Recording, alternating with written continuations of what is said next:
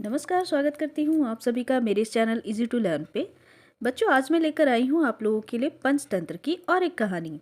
ये है वृक्ष देवता। एक गांव में सत्यनाथ और दुष्टनाथ नाम के दो मित्र रहते थे। उनका स्वभाव भी अपने नामों के अनुरूप ही था। सत्यनाथ बहुत ही ईमानदार, सत्यनिष्ठ और मेहनती था, जबकि दुष्टनाथ एक धोखेबाज और क्रूर स्वभाव का व्यक्ति था। सत्यनाथ अपने मित्र के स्वभाव से अच्छी तरह परिचित था, लेकिन यह बात उसने कभी किसी के सामने जाहिर नहीं की थी। एक दिन दुष्टनाथ ने सोचा, सत्यनाथ बहुत ही मेहनती है, जबकि दुष्टतापूर्ण योजनाएं बनाने में मेरा कोई जवाब नहीं। अगर हमारे यह दोनों गुण मिल जाएं, तो हम कमाल कर देंगे। मैं उसे अपने साथ शहर चलकर धन कमाने के लिए मना लूंगा। बाद में मैं चालाकी से उसके सारे धन पर अधिकार कर लूंगा।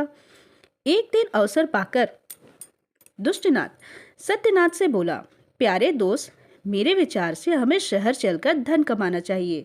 यहाँ गांव में कुछ नहीं रखा, जीवन का कोई भरोसा नहीं। पता नहीं कब हमें धन की आवश्यकता पड़ जाए। बुद्धिमानी यही है कि हम शहर चलकर धन कमा ले और अपने सुरक्षित भविष्य की व्यवस्था कर ले। सत्यनाथ को दुष्टनाथ की बात जच गई। अगले ही दिन वे दोनों शहर की ओर चल पड़े। दोनों को ही शहर में अच्छी नौकरियां मिल गई। वे शहर में 1 साल तक रहे और इस अवधि में उन्होंने काफी सारे धन जमा कर लिए। इसके बाद उन्होंने अपने गांव लौटने का निश्चय किया। दोनों अपना अपना धन लेकर गांव की ओर चल दिए। मार्ग में दुष्टनाथ ने सत्यनाथ से कहा, मित्र, मेरा ख्याल है कि हमें अभी की जरूरत के लिए धन निकालकर बचा हुआ धन गांव के पास जाकर ही जंगल में गाड़ देना चाहिए। अगर हमारे रिश्तेदारों को हमारे धन की खबर लग गई ना, तो हमसे पैसे उधार मांगने लगेंगे। उसकी बात सुनकर सत्यनाथ बोला, बात तो तुम सही कह रहे हो। क्या तुम ऐसे किसी सुरक्षित जगह के बारे में जानते हो जहां हम अपने धन को गाड़ सके? हाँ, जंगल में बरगद का एक विशाल पेड़ है। उसी के नीचे हम गड्ढा खोदकर उसमें अपना धन गाड़ देंगे, दुष्टनाथ ने कहा।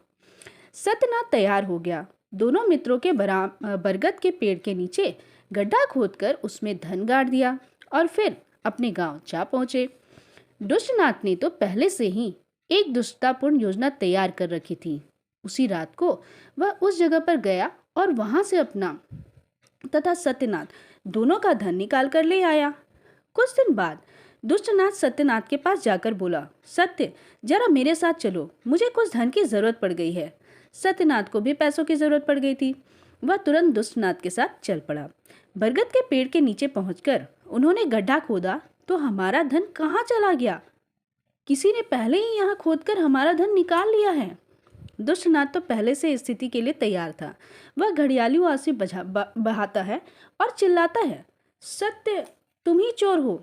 तुमने मेरी मेहनत की कमाई हड़प ली है। इस जगह के बारे में सिर्फ हम दोनों को मालूम था। मैंने तो यहाँ से धन नहीं निकाला।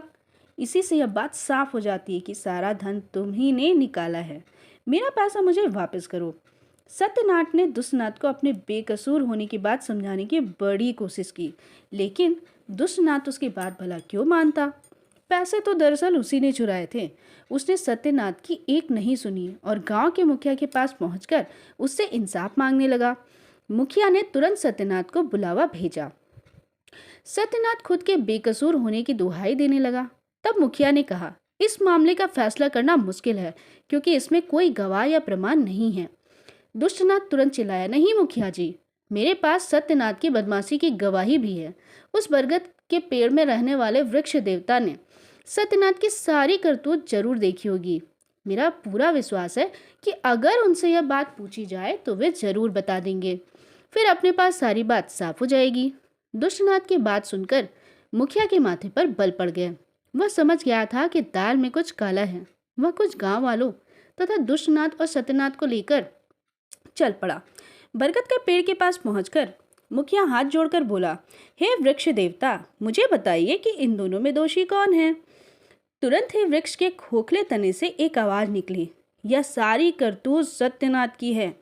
वहां मौजूद सभी गांव वाले पेड़ की आवाज सुनकर भौचक्के रह गए।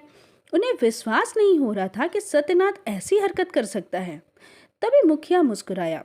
उसने सत्यनाथ से कुछ सूखी लकड़ियां इकट्ठा करके उन्हें बरगद के चारों ओर जमा कर देने को कहा।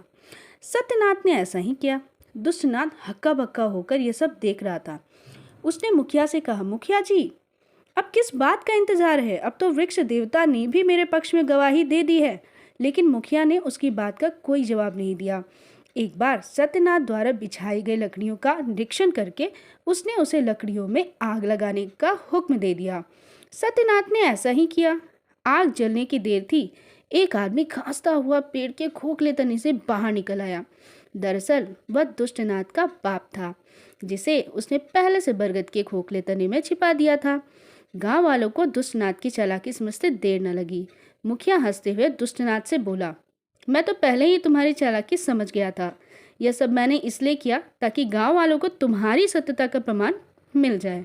अब तुम्हारी बेहतरी इसी में है कि तुम अपना अपराध स्वीकार कर लो, मरता क्या ना करता। दुष्टनाथ को अपनी करतूत सारे गांव वालों के सामने स्वीकार करनी ही पड़ी। मुखिया ने दुष्टनाथ से सत्यनाथ का सारा धन उसे वापस कर दिया। दंड स्वरूप उसने दुष्टनाथ पर भारी जुर्माना भी लगाया। दुष्टनाथ लाख रोया, कल्पा, लेकिन मुखिया ने उसकी एक नहीं सुनी। इस प्रकार दुष्टनाथ को उसकी दुष्टता का फल मिल गया।